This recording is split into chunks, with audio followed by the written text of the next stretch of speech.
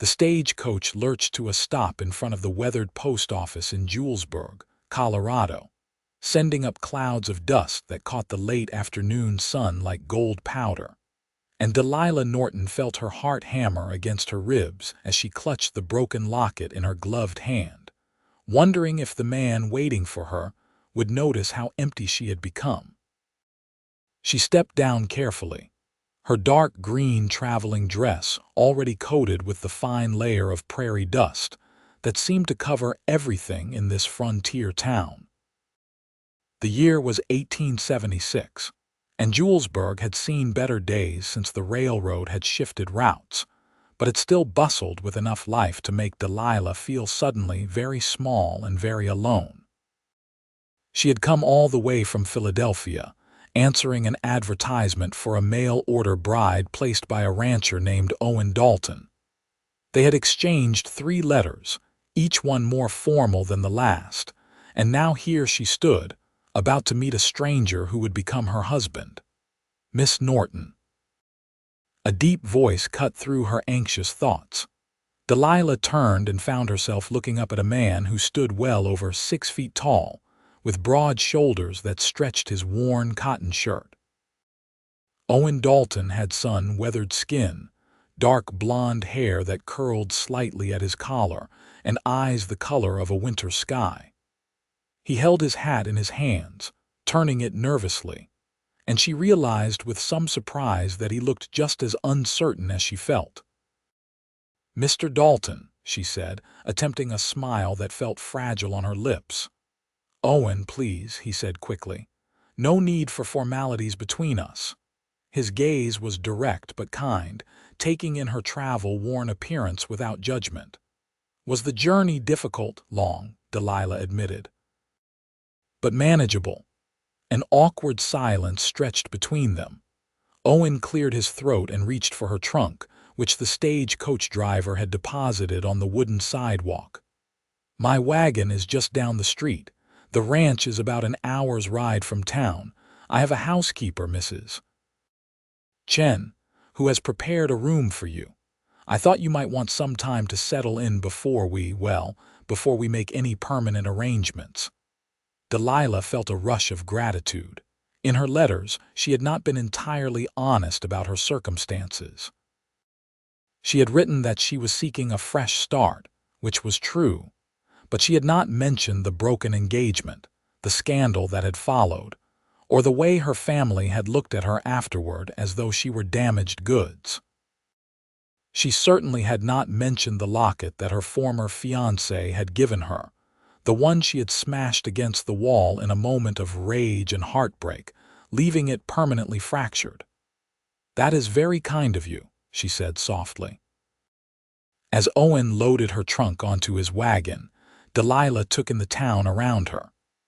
Julesburg stretched along the South Platte River, a collection of wooden buildings that had sprung up to serve the wagon trains and later the railroad.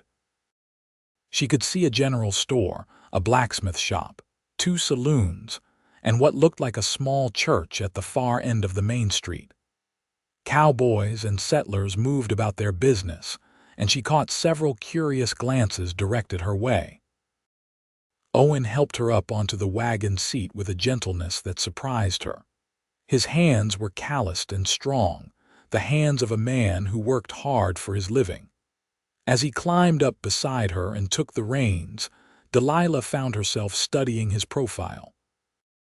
He had a strong jaw with a day's worth of stubble, a straight nose and lines around his eyes that suggested he smiled often, though he was not smiling now. "Tell me about your ranch," Delilah said as they rolled out of town, desperate to fill the silence. Owen's expression softened. "It is not much, but it is mine. 200 acres along the river, good grazing land for cattle. I have about 50 head right now, hoping to increase that number over the next few years. The house is solid, built it myself 3 years ago. It has 3 bedrooms, a kitchen, and a sitting room. Mrs. Chen keeps it cleaner than I ever could. You mentioned Mrs. Chen in your letter. Is she from China?" "Yes, Her husband worked on the railroad, died in an accident 5 years back.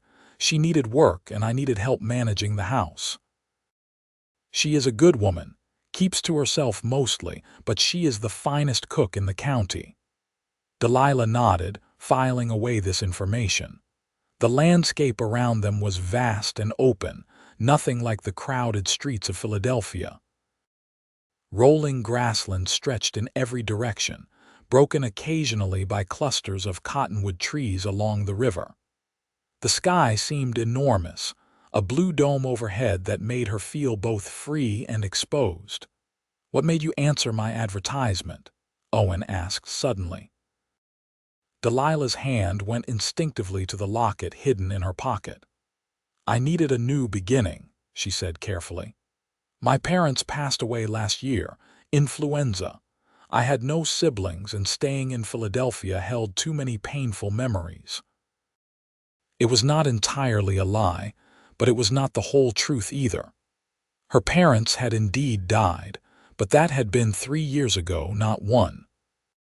The real reason for her departure was Marcus Whitfield, the man who had courted her with poetry and promises, who had given her the gold locket as a token of his devotion, and who had abandoned her 3 days before their wedding when he discovered she had no inheritance left. Her father's business partner had embezzled everything, leaving Delilah with nothing but her mother's jewelry and a reputation in tatters. Owen was quiet for a moment, then said, "I am sorry for your loss. My own parents are gone too. My father died 10 years ago back in Missouri.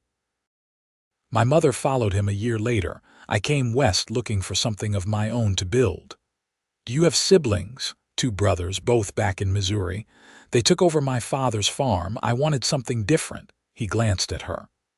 "I want a family of my own, a real home. I have been alone out here for too long." The honesty in his voice touched something in Delilah's chest. She had expected a rough, uneducated cowboy, someone who needed a wife simply for cooking and cleaning. But Owen spoke with a quiet sincerity that suggested he wanted more than just a housekeeper he could bed. As the sun began to sink toward the horizon, painting the grassland in shades of amber and rose, the ranch came into view. The house was indeed solid, made of weathered wood with a wide front porch. A barn stood nearby, along with several smaller outbuildings. A dozen cattle grazed in a fenced pasture, and Delilah could hear chickens clucking somewhere out of sight. Owen pulled the wagon to a stop in front of the house, and before he could help her down, the front door opened. A small Chinese woman in her 50s emerged, wiping her hands on her apron. Her hair was pulled back in a neat bun, and her dark eyes were sharp and assessing. "Mrs. Chen, this is Miss Norton," Owen said, switching easily into what seemed to be practiced introductions. "Welcome," Mrs. Chen said with a slight accent. "Dinner is ready. You must be tired from traveling." "Thank you," Delilah said, climbing down from the wagon with Owen's assistance. "It is a pleasure to meet you." Mrs. Chen nodded and disappeared back into the house.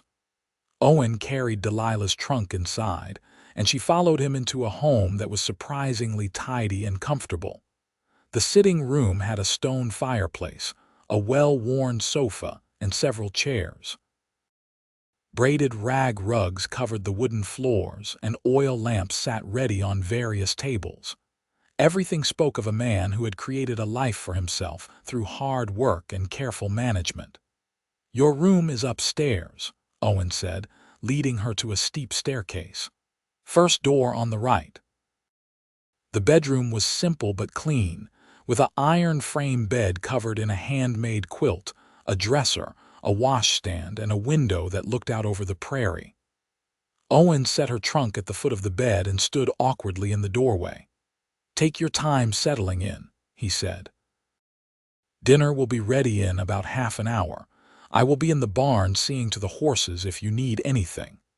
After he left, Delilah sank onto the bed and finally allowed herself to breathe. She pulled the broken locket from her pocket and opened it carefully. Inside were two miniature portraits, one of herself and one of Marcus, both painted just after their engagement.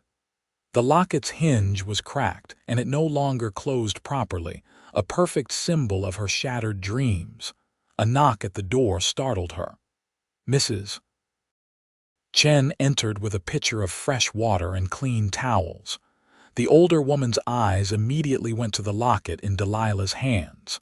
"Broken things can be fixed," Mrs. Chen said quietly. "Or you can let them go and make room for something new." Before Delilah could respond, Mrs. Chen had set down the water and towels and left the room. Delilah stared at the locket for a long moment, then carefully tucked it back into her pocket. She washed the travel dust from her face and hands, changed into a fresh dress of pale blue calico, and braided her dark brown hair into a more manageable style. When she came downstairs, she found the dining table set for three. Owen had cleaned up and changed his shirt, and he gestured for her to sit. Mrs. Chen brought out a meal of roasted chicken, mashed potatoes, green beans, and fresh bread that made Delilah's mouth water.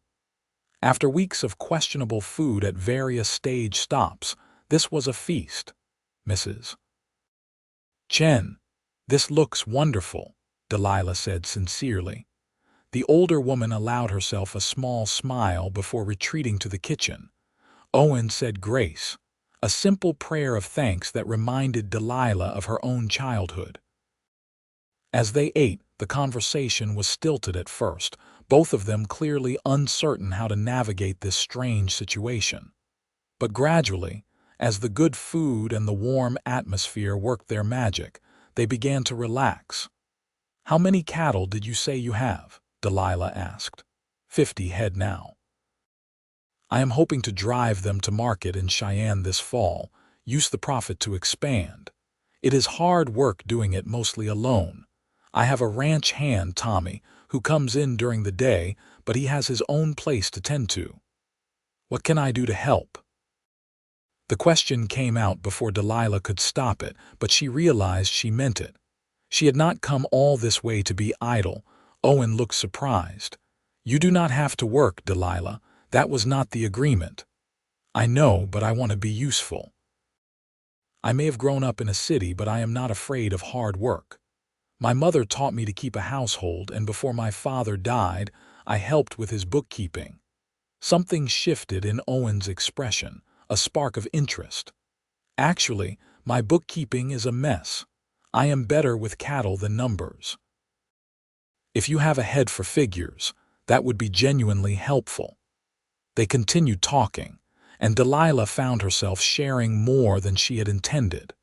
She told him about her life in Philadelphia, about her love of reading, about the small garden her mother had kept in their tiny courtyard. Owen talked about the challenges of ranching, the harsh winters, the summer droughts, the constant threat of cattle thieves and wild animals. He spoke about his dreams of building something lasting, something he could pass on to his children someday. When Mrs. Chen brought out apple pie for dessert, Delilah felt something close to contentment. It was fragile and new, but it was there. After dinner, Owen suggested they sit on the porch for a while. The night air was cool and clear, and the stars were beginning to emerge in the darkening sky. They sat in wooden rocking chairs, a comfortable distance apart, and listened to the sounds of the prairie settling in for the night. "I want to be honest with you," Owen said after a while. "I know this arrangement is unusual. I know we are strangers, but I hope we can build something real here. I am not looking for a servant or a convenience. I want a partner, someone to share this life with." Delilah felt her throat tighten. "I appreciate that. I should be honest with you too." She hesitated, then pulled the broken locket from her pocket. "I was engaged before, back in Philadelphia. He left me when he discovered I had no money. I thought I was in love with him, but I realize now I was in love with the idea of him, with the security he represented. When it ended, I felt like my whole life had shattered, just like this locket." She held it out, and Owen took it carefully, examining it in the lamplight that spilled from the window. "He was a fool," Owen said simply. "Any man who would judge a woman by her bank account rather than her character is not worth your tears." "I am not sure I have any tears left for him," Delilah admitted, "but I am afraid I am damaged now, that I do not know how to trust again." Owen was quiet for a moment, turning the locket over in his large hands. Then he said, "What if we start fresh? No expectations based on the past. We take things slow, get to know each other as we really are, and when you are ready, if you are ready, we can make this official. But until then, you are a guest in my home, free to stay or go as you choose." "And if I stay?" Delilah asked softly. "Then maybe over time we can create new memories. Good ones. The kind worth keeping." He held out the locket. "This represents your past. You do not have to carry it with you if you do not want to." Delilah took the locket back, feeling the weight of it in her palm. "I am not ready to let it go yet. It reminds me of who I was, of the mistakes I made. I think I need to carry it a little longer until I figure out who I am now." "That makes sense," Owen said.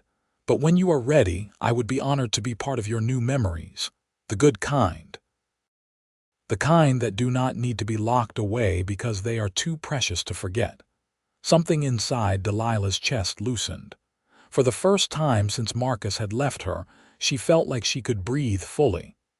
"I would like that," she whispered. They sat together in comfortable silence as the night deepened around them, and Delilah felt the first stirrings of hope. Perhaps coming to Colorado had not been a desperate escape after all. Perhaps it had been the beginning of something she had not even known she needed. The next morning, Delilah woke to sunlight streaming through her window and the sound of roosters crowing. She dressed quickly in a practical brown dress and made her way downstairs, where she found Mrs. Chen already preparing breakfast. "Good morning," Delilah said. "May I help, Mrs.?" Chen studied her for a moment, then nodded. "You can slice the bread." They worked together in companionable silence, and when Owen came in from his morning chores, he found the table set and coffee brewing. His face lit up with a smile that transformed his features, making him look younger and far more handsome. "This is a pleasant surprise," he said. "Usually I am lucky if I get a biscuit and some jerky." "I told you, I want to be useful," Delilah said, pouring him coffee. After breakfast, Owen took Delilah on a tour of the ranch. He showed her the barn where 4 horses stamped and nickered in their stalls. He introduced her to the milk cow, the chickens, and the hogs. He walked her through the pasture, pointing out his cattle and explaining his breeding program. He showed her the vegetable garden that Mrs. Chen tended, now flourishing with summer crops. "It is a lot of work," he admitted, "but it is mine. Every fence post, every building, every animal represents something I built with my own hands." Delilah could hear the pride in his voice, and she found herself admiring his determination. "It is impressive, Owen, truly." He showed her the small office in the house where he kept his ranch records, and Delilah nearly gasped at the chaos. Papers were stuffed into drawers, receipts were piled on the desk, and his ledger was a mess of crossed-out figures and margin notes. "This might take me a while," she said, trying not to sound overwhelmed. Owen had the grace to look embarrassed. "I told you I was not good with numbers. If you can make sense of it, I will be grateful." Delilah spent the rest of the morning organizing Owen's papers and beginning to create a proper bookkeeping system. She found receipts dating back 3 years, expenses that had never been recorded, and income that had been noted on random scraps of paper. But as she worked, she began to see the bones of a successful operation. Owen was making a profit. He just had no clear idea how much or where it was all going. Mrs. Chen brought her lunch on a tray, and Delilah ate absently as she continued working. She had always been good with numbers, a trait her father had encouraged. It felt good to use that skill again, to feel competent and needed. When Owen came in that evening, dusty and tired from a day of mending fences, he found Delilah still at the desk, her hair slightly mussed and ink on her fingers. "You have been working all day," he said with concern. "You should have taken a break." "I wanted to finish organizing the basics," Delilah said, looking up with satisfaction. "Owen, do you realize you made nearly 30% more last year than you thought? You have been underestimating your income and overestimating your expenses. You are doing better than you know." Owen stared at the neat columns of figures she had created, his expression stunned. "Are you certain?" "Completely. You need to keep better records, but the ranch is profitable. More than profitable, actually. If you are careful and expand wisely, you could double your herd within 3 years. He sank into a chair, looking dazed. "I had no idea. I thought I was barely breaking even." "You are doing much better than that," Delilah assured him. "You just needed someone to organize the information." Owen looked at her with something approaching awe. "You did this in 1 day." "It is what I am good at," Delilah said simply. "Everyone has their skills. You are good at raising cattle and building things. I am good at numbers and organization. It seems we make a decent team." A slow smile spread across Owen's face. "It seems we do." Over the next several weeks, a pattern emerged. Owen would work the ranch during the day, while Delilah managed the household accounts and helped Mrs. Chen with domestic tasks. In the evenings, they would sit together on the porch or in the sitting room, talking about everything and nothing. Delilah learned about Owen's childhood in Missouri, about the brother who had bullied him and the one who had defended him, about his father's harsh discipline and his mother's quiet kindness. Owen learned about Delilah's love of literature, about her complicated relationship with her late mother, about her dreams of traveling and her fear of being trapped. And slowly, carefully, they began to share the deeper truths. Owen admitted that he sometimes felt overwhelmed by the responsibility of the ranch, that he worried he was not smart enough or strong enough to succeed. Delilah confessed that she had spent years feeling invisible in Philadelphia, that Marcus had made her feel valued until he had not, and that she was terrified of making herself vulnerable again. "You are not invisible here," Owen said one evening as they watched the sunset paint the sky in shades of pink and gold. "I see you, Delilah, the real you, and I like what I see." Delilah felt tears sting her eyes. "I see you too," she whispered. "And I am starting to trust again, which frightens me." Owen reached across the space between their chairs and took her hand. His palm was warm and rough, and Delilah felt a current of electricity run up her arm. "I will not hurt you," he said seriously. "I cannot promise I will always do the right thing or say the right words, but I can promise I will never lie to you or use you or leave you without cause. You can trust me, Delilah." She wanted to believe him. More than anything, she wanted to believe him. One Saturday morning in late July, Owen announced they needed to go into town for supplies. Delilah was eager for the change of scenery, and she dressed in her best day dress, a lavender cotton print that brought out the green in her eyes.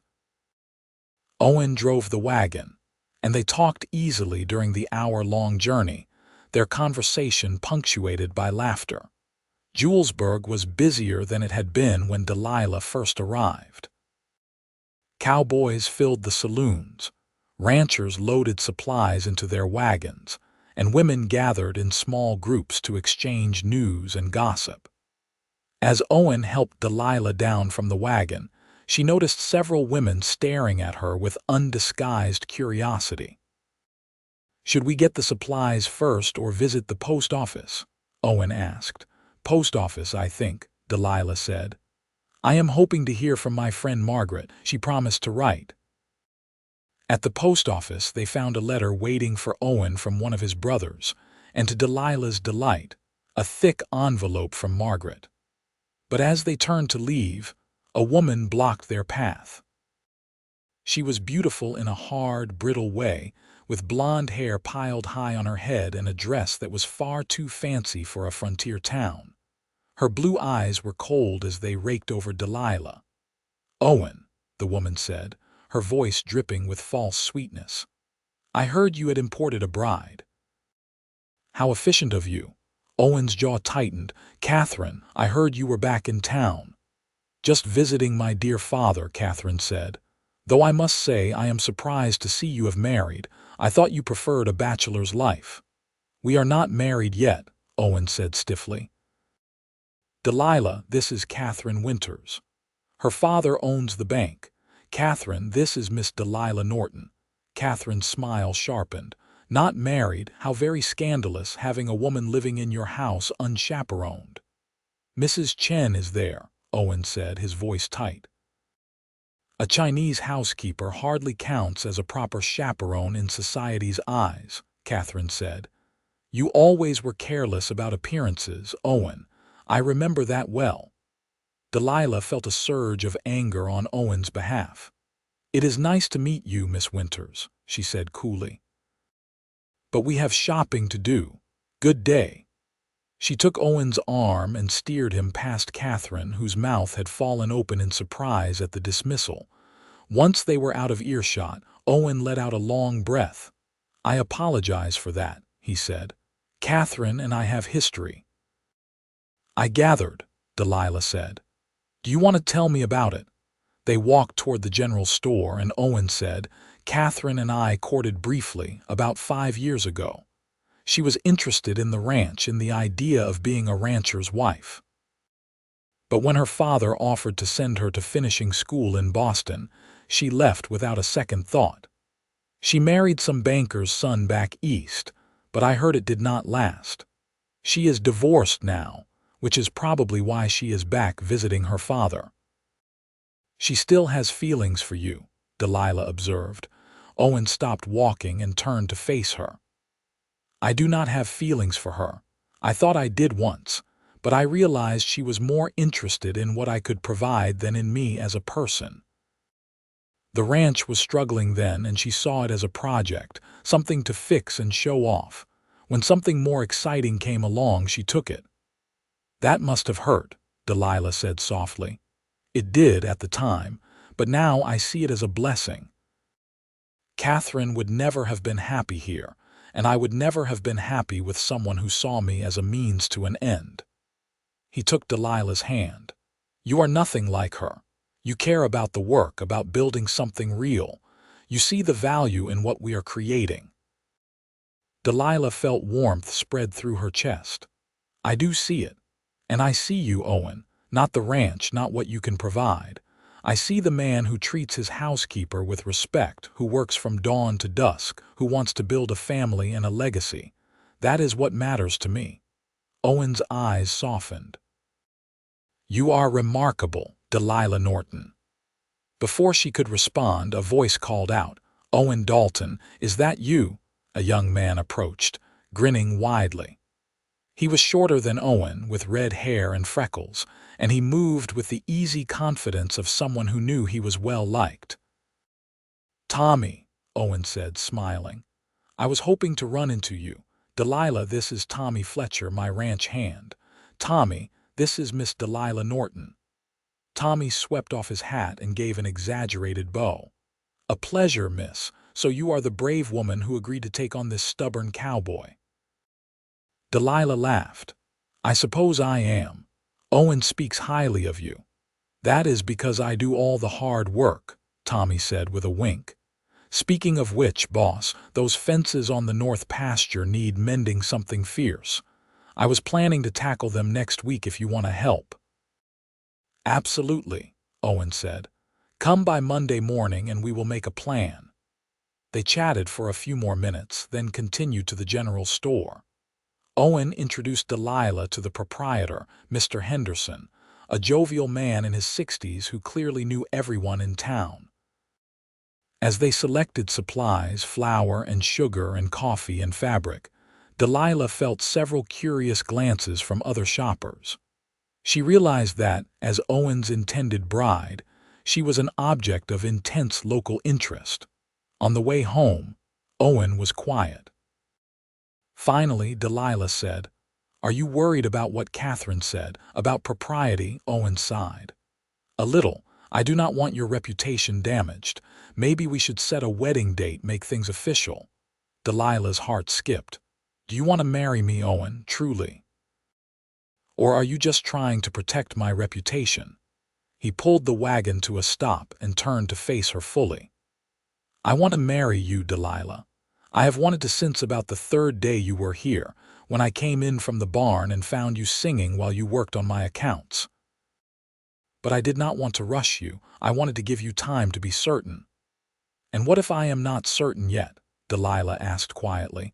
"Not because I doubt you, but because I am still learning to trust my own judgment." "Then we wait," Owen said simply. "I will wait as long as you need." Delilah looked at this kind, patient man who had taken her in without judgment, who valued her skills and her company, who made her laugh and made her feel safe. She thought about the broken locket in her pocket, the symbol of her past heartbreak. And she thought about Owen's words from that first night on the porch. "I will be your new memory, the good kind." "What if we set a date for the fall?" she said slowly. "That gives me a few more months to be certain. And it gives us time to plan a proper wedding. Invite your brothers if they can come." Owen's face lit up. The fall would be perfect. After the cattle drive, before the hard weather sets in. Say the first Saturday in October. "The first Saturday in October," Delilah agreed, and when Owen took her hand and kissed it gently, she felt something shift inside her. It was not the wild, reckless feeling she had experienced with Marcus. It was something steadier, deeper, something that felt like coming home. The summer passed in a blur of work and growing intimacy. Delilah took over all the ranch bookkeeping and discovered she had a talent for negotiation, securing better prices from suppliers and finding new markets for Owen's cattle. Mrs. Chen taught her to cook Western-style meals, and Delilah taught the older woman to read and write English in the evenings. Tommy became a regular fixture at the ranch, often joining them for dinner and regaling them with stories of his mishaps and adventures. Owen courted Delilah properly, despite the fact that they lived under the same roof. He brought her wildflowers from the prairie, took her on picnic rides to scenic spots along the river, and read to her from the newspaper in the evenings. Slowly, carefully, he taught her to ride, holding the reins beside her until she gained confidence. They talked for hours, sharing dreams and fears and hopes for the future, and Delilah found herself falling in love with him. Not the desperate, grasping love she had felt for Marcus, but something richer and more real. She loved the way Owen treated everyone with basic human dignity, from Mrs. Chen to the drifters who sometimes stopped by looking for work. She loved his quiet strength, the way he could work for hours in the hot sun without complaint, then come inside and gently rock a newborn calf that had been rejected by its mother. She loved his honesty, the way he never pretended to know something he did not, never put on airs or tried to be more than he was. In late August, Owen's younger brother Samuel arrived for a visit. He was 24, 3 years younger than Owen, with the same blue eyes but darker hair. Samuel was more outgoing than Owen, quicker to laugh and slower to take offense, and he clearly adored his older brother. "So you are the woman who tamed the legendary Owen Dalton," Samuel said with a grin when they met. "I did not think it could be done." "I have not tamed anyone," Delilah protested, "and your brother was hardly wild to begin with." "You did not know him when he was younger," Samuel said. "He once rode a bull on a dare and got thrown into a pigsty. Took him a week to stop smelling." Owen groaned. "Please do not tell that story." But Delilah laughed. delighted to learn about this side of Owen's past. Over the next week, Samuel shared countless stories of their childhood, and Delilah watched Owen relax and joke in ways she had not seen before. The brothers worked together easily, their partnership honed by years of shared labor on their father's farm. Samuel helped with the cattle drive preparations, and in the evenings, he played harmonica while they all sang. "He is really happy," Samuel said to Delilah one afternoon when Owen was out checking the herd. "I have never seen him like this. You are good for him." "He is good for me too," Delilah admitted. "I came here running from my past, but Owen has helped me see that I was running toward something better all along." "Will you make him keep that awful mustache he is trying to grow?" Samuel asked with a grin. "Because that thing is a crime against nature." Delilah laughed. "I will take that under advisement." When Samuel left to return to Missouri, he hugged Delilah tightly and whispered, "Welcome to the family. I will be back for the wedding." September brought cooler weather and the flurry of preparations for the cattle drive. Owen, Tommy, and 2 hired hands would drive the cattle to Cheyenne, a journey that would take nearly 2 weeks. Delilah tried not to show her anxiety, but Owen saw through her brave face. "I will be fine," he assured her the night before he left. "I have made this drive before. I know. I just worry." They were sitting on the porch, the late summer stars brilliant overhead. Owen reached over and took her hand, his thumb stroking gently over her knuckles. "I will come back to you," he said seriously. "I promise." "Do not make promises you cannot keep," Delilah said, thinking of all the promises Marcus had broken. "I never do," Owen said. He reached into his pocket and pulled out a small box. "I was going to wait until I got back to give you this, but I think you need it now." Delilah opened the box with trembling fingers and found a simple gold ring with a small diamond. It was not ostentatious or expensive, but it was beautiful in its simplicity. "It was my mother's," Owen said. "My father gave it to her when they married.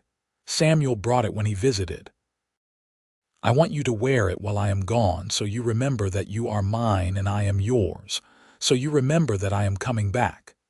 Delilah felt tears slide down her cheeks as Owen slipped the ring onto her finger. "I love you," she whispered.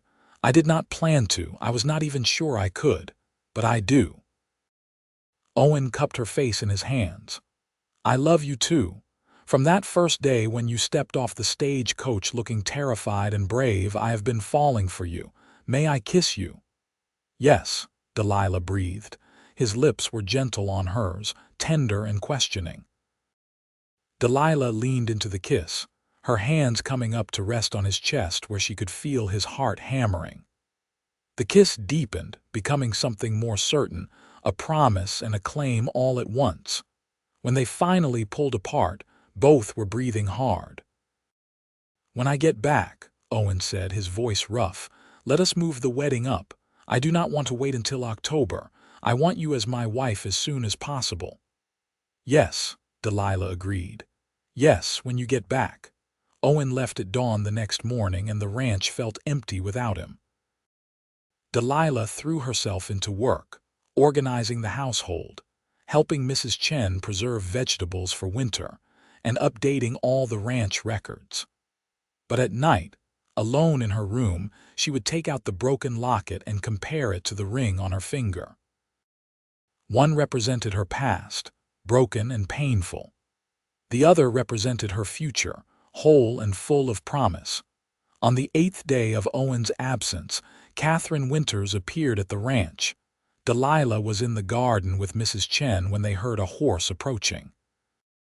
Catherine rode side saddle, her expensive riding habit impeccable, her blonde hair artfully arranged under her hat. "Miss Norton," Catherine said with false friendliness. "I heard Owen was away and thought I would pay a neighborly visit." "How kind," Delilah said, not believing it for a moment. "Would you like some tea?" They sat on the porch, Mrs. Chen serving them with her usual quiet efficiency.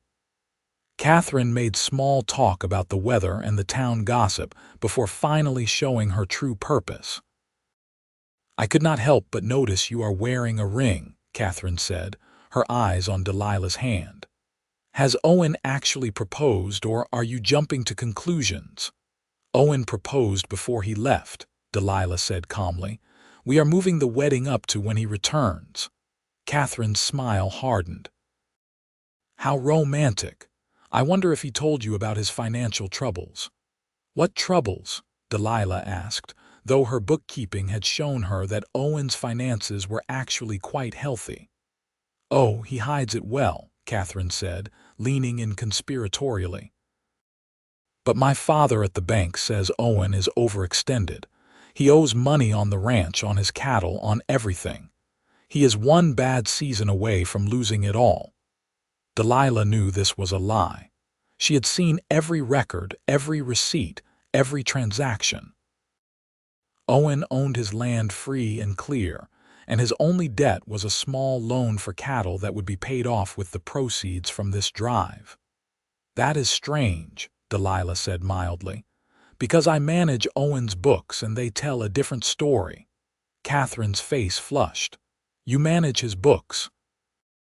How unladylike." "Perhaps, but it means I know exactly where every penny goes. Owen is doing quite well, actually.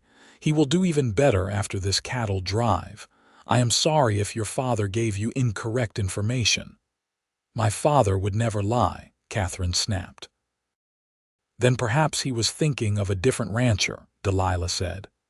"Either way, Owen's finances are sound. Was there anything else you wanted to discuss?" Catherine stood abruptly. "You think you are so clever, do you not, coming out here and stealing Owen away? But you are just a city girl playing at frontier life. When things get hard, when winter comes and the ranch demands real work, you will run back to wherever you came from. Women like you always do." "Women like me," Delilah said, standing to face Catherine, "know the value of hard work and loyalty. I may have come from a city, but I have learned this land and this life. I am not going anywhere." After Catherine left in a huff, Mrs. Chen brought Delilah a fresh cup of tea. "That woman is poison," the older woman said bluntly. "She tried to make Mr. Owen change everything when they courted. Wanted him to sell the ranch and move to town. He is much better with you." "Thank you, Mrs. Chen," Delilah said, grateful for the support. But Catherine's words had planted a seed of doubt, not about Owen's finances, but about her own strength. Could she really handle a full Colorado winter? Could she manage when things got truly difficult? She had been here less than 3 months, after all. What did she really know about frontier life? That night, Delilah sat on the porch with the broken locket in one hand and Owen's ring on her other finger. She thought about the woman she had been when she arrived, broken and scared and running from pain. And she thought about the woman she had become, capable and strong and ready to fight for what she wanted.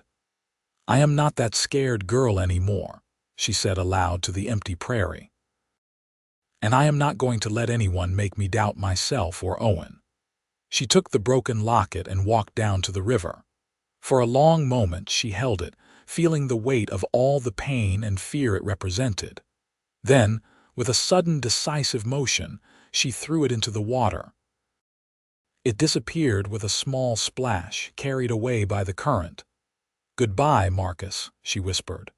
"Goodbye to the woman who thought she needed you. I am someone different now." When Owen returned 12 days after he left, tired and dusty and grinning with the success of the cattle drive, Delilah was waiting on the porch.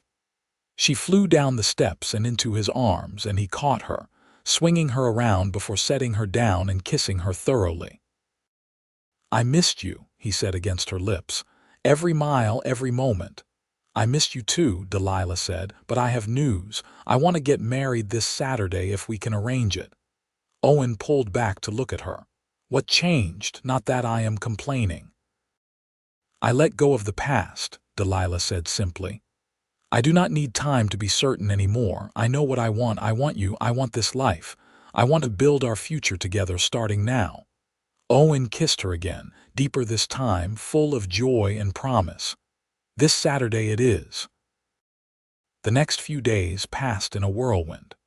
Word spread quickly through Julesburg that Owen Dalton and Delilah Norton were getting married, and the small frontier community rallied around them. Mrs. Chen sewed Delilah a simple but lovely dress of ivory silk that she had been saving for years. Tommy and his mother decorated the small church with late-blooming wildflowers. Samuel rode in from Missouri, bringing their eldest brother, Oliver, who had been skeptical about Owen's mail-order bride but warmed to Delilah immediately. "You are good for him," Oliver said gruffly. "He stands taller with you beside him." On Saturday morning, Delilah woke early and sat at the window watching the sun rise over the prairie. She felt peaceful, certain, ready. Mrs. Chen came in to help her dress, arranging her hair in an elegant updo and pinning a small circlet of flowers in place. "You look beautiful," the older woman said, her eyes suspiciously bright. "Mr. Owen is a lucky man." "I am lucky too," Delilah said, squeezing her hand. "Thank you for everything, Mrs. Chen, for welcoming me, for teaching me, for being my friend." The church was small but packed with well-wishers. Ranchers and their families, townspeople, even some of the cowboys from neighboring spreads had turned out. As Delilah walked down the aisle on Samuel's arm, her eyes found Owen standing at the altar with the reverend. He wore his best suit, his hair neatly trimmed, his face shining with such pure happiness that it took her breath away. The ceremony was simple and traditional. They spoke their vows clearly, their voices steady, their eyes locked on each other.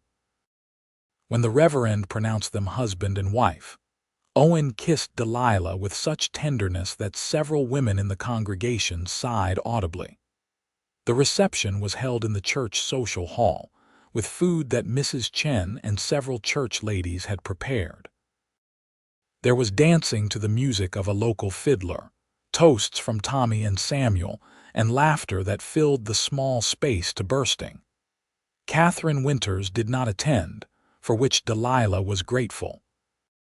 As the sun began to set, Owen and Delilah rode back to the ranch in the wagon, both of them giddy with joy and exhaustion.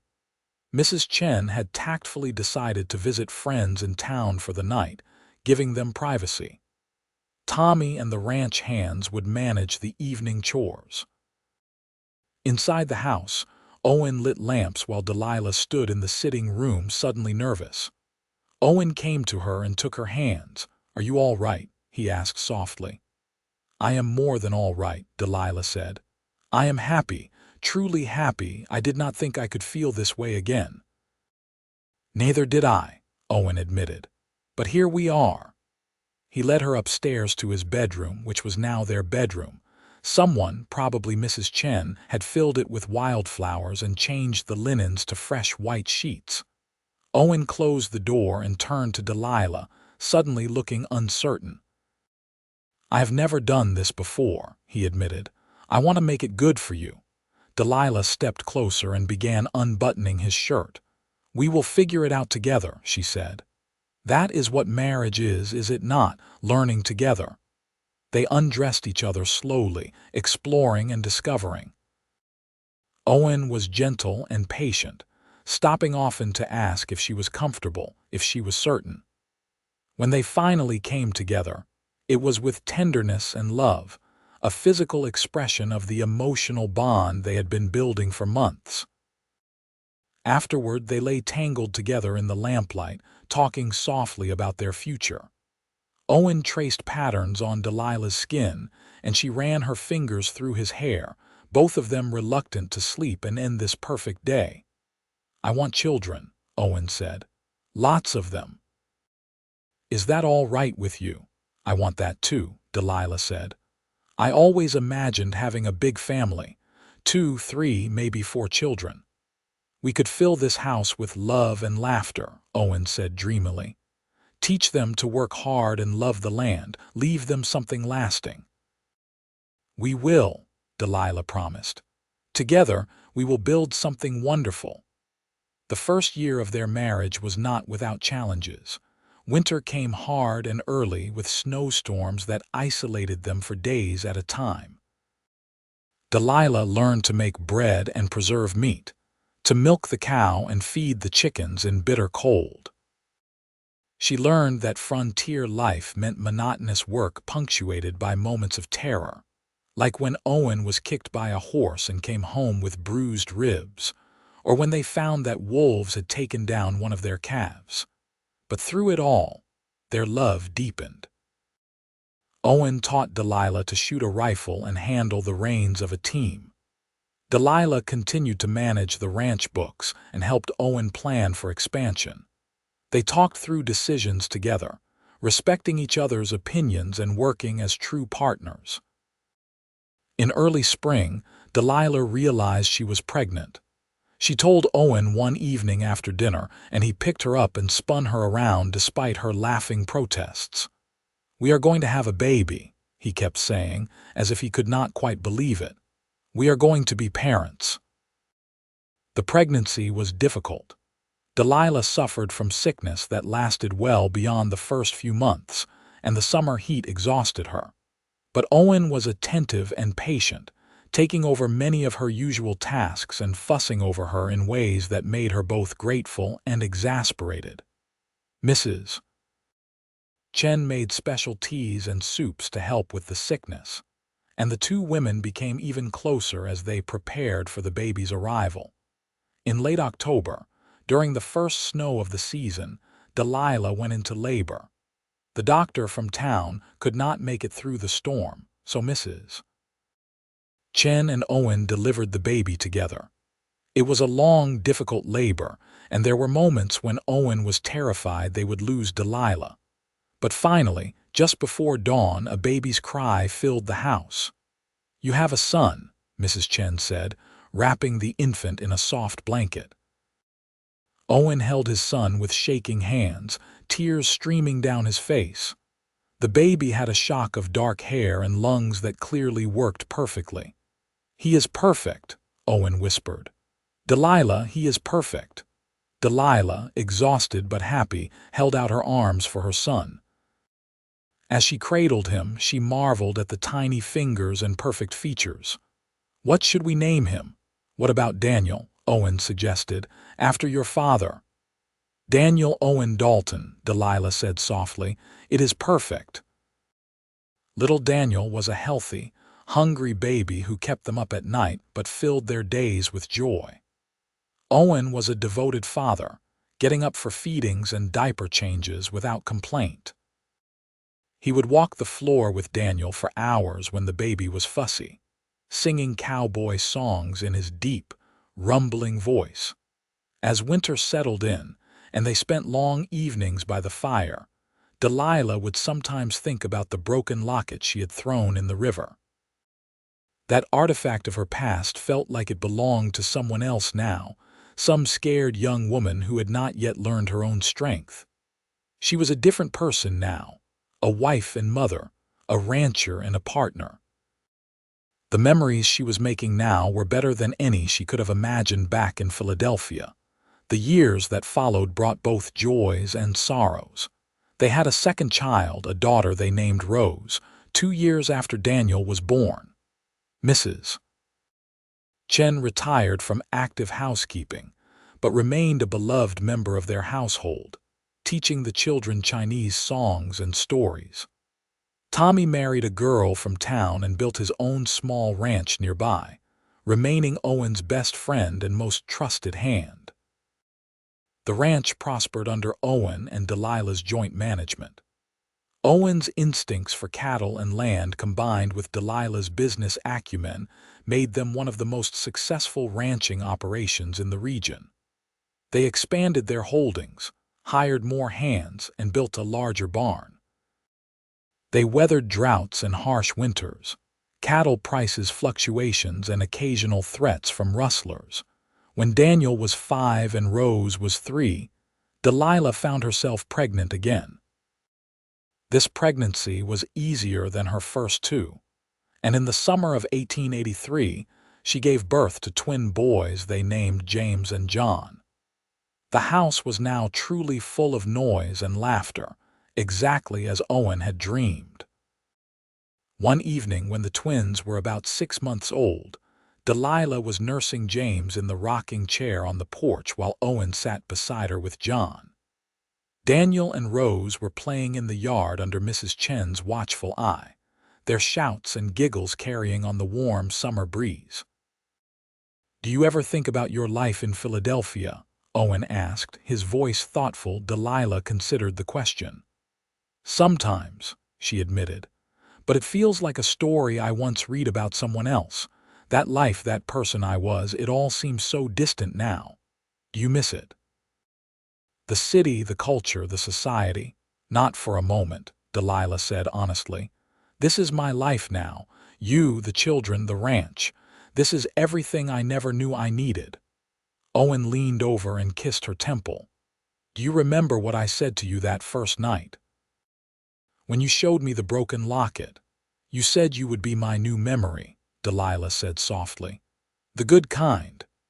Have I kept that promise?" Delilah looked out at her family, at the land they had built their life upon, at the home they had created through love and work and partnership. "You have given me more than memories," she said.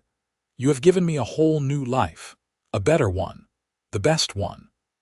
As the sun set over the Colorado prairie, painting the sky in brilliant shades of orange and red, Delilah felt a profound sense of contentment.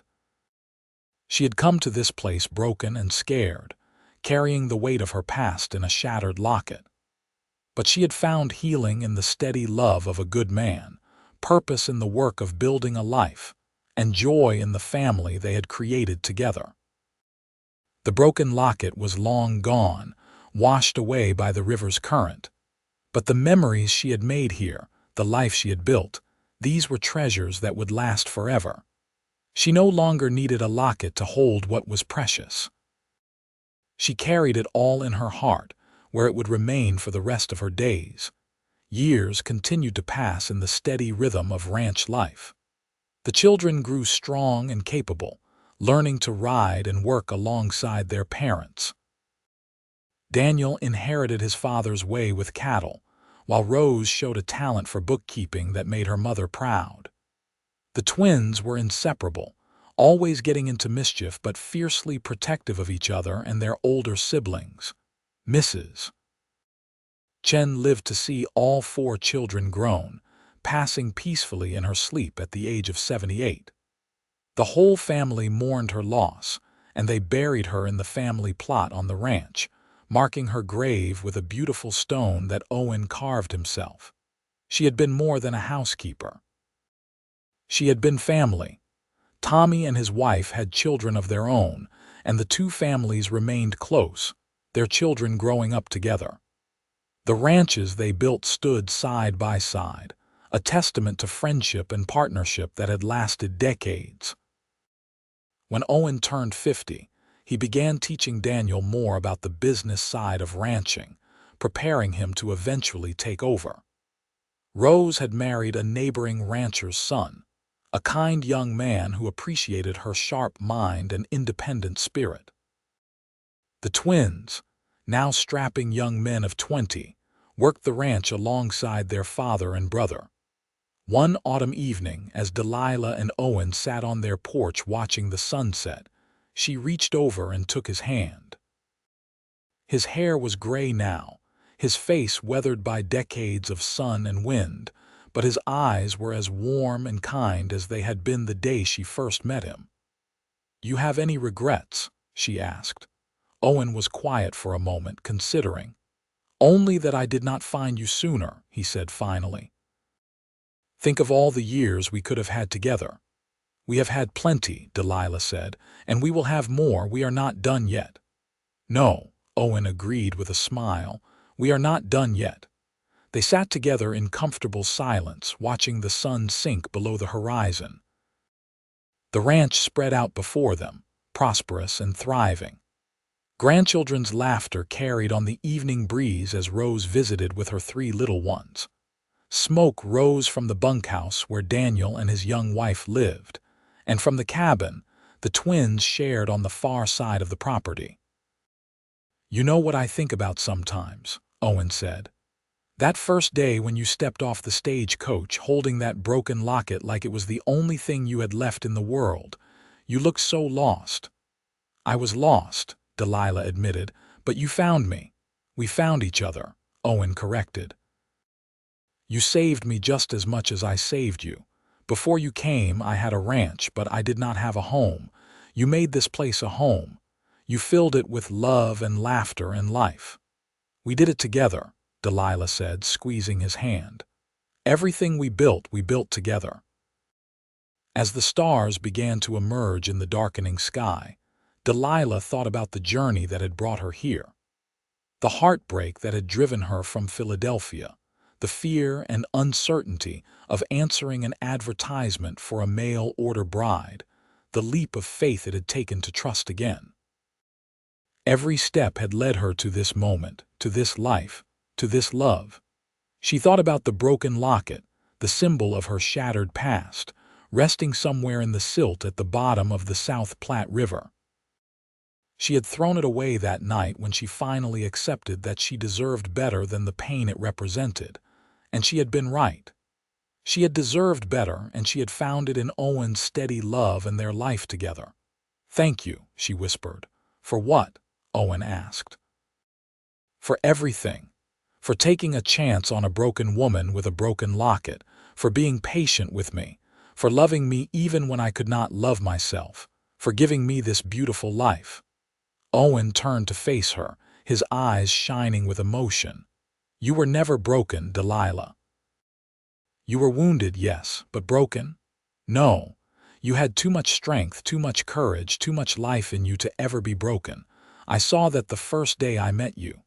I saw a woman who had been hurt but who refused to give up. That is what I fell in love with, that indomitable spirit." Delilah felt tears slip down her cheeks. After all these years, Owen could still make her cry with his words, with his unwavering belief in her. "I love you," she said. "More now than ever. I did not think that was possible, but it is. Every year, every day, I love you more."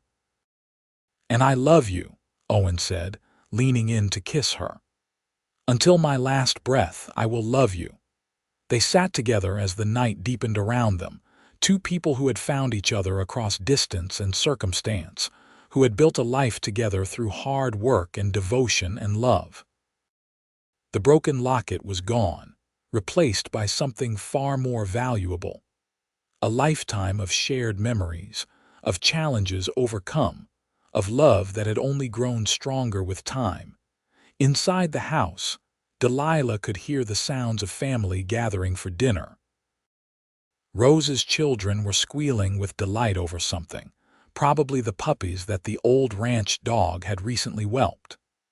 Daniel was likely discussing cattle prices with his wife, while the twins argued amiably about whose turn it was to check the herd. This was the legacy they had built, not just a successful ranch but a family bound by love and respect. Children and grandchildren who knew the value of hard work and the importance of partnership. A name that meant something in their community, synonymous with integrity and fair dealing.